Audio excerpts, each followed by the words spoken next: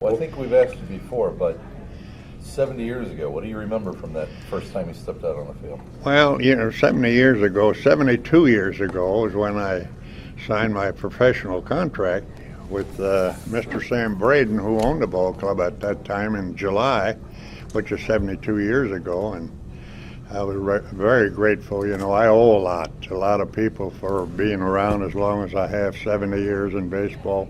People that took care of me, as far as your trainers, doctors, and everybody else on and off the field, my family and everything. So many times you go 0 for 4 a few times, and you have a bad game where you think you should have won the game, and you come home, and there's your little girl or little boy giving you a big hug. That'll take the pressure off of you. So all in all, 70 years to remember everything. I don't remember. Always great to be in a World Series, and that's what you go to spring training for. Red, what do you recall about your first game? Do you have memories of your very first game 7 years ago? Well, I think I made an error in left field. Phil Cavaretta hit a line drive, and it was over my head, and I played left field then in the old Chicago Wrigley Field, windy field, and it got by me somehow, I guess, and I got an error. But I think I did hit a triple in that game. So that's what they told me today. Anyhow, I wouldn't remember it. So yeah, there's been a lot of ups and downs, and there's a lot of good things that happened to me, and a lot of things that wish it could have went the other way. But that's part of the game. Fred, why do you think you stuck around professional baseball for 70 years? Do I what, honey? Why did you stick around professional baseball for Well, 70 years? I like baseball. This is the only thing I knew what to do, And I know when I signed my first contract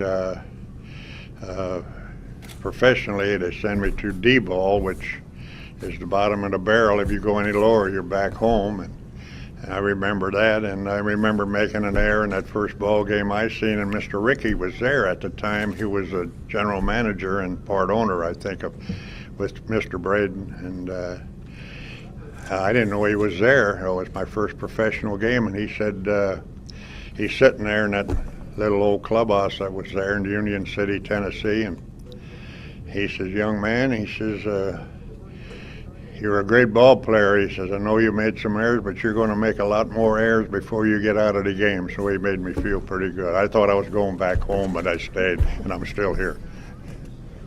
Can you share the story again? Did you have to sleep on a bench at Union Station when you first came? Well, there's so many stories, that nobody ever heard of. When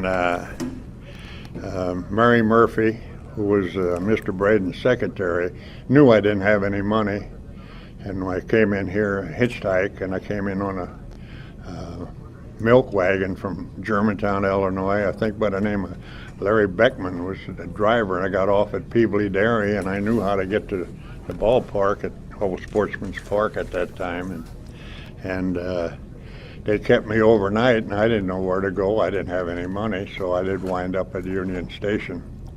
And I knew Union Station just through papers and listening, in them days, way back. And it rained that night, and I thought, well, where am I going now? And I got off the bench and went in Union Station. This was about 11:30 at night, and nice big bench sitting there. And I said, oh, this is the place for me. And by the time I sat down, somebody tapped me on the shoulder and says, "Young man, we don't have anybody lounging around in here. Out we go." So I wound up in a little old hotel right across the street. I talked them into I stayed there for a nickel. And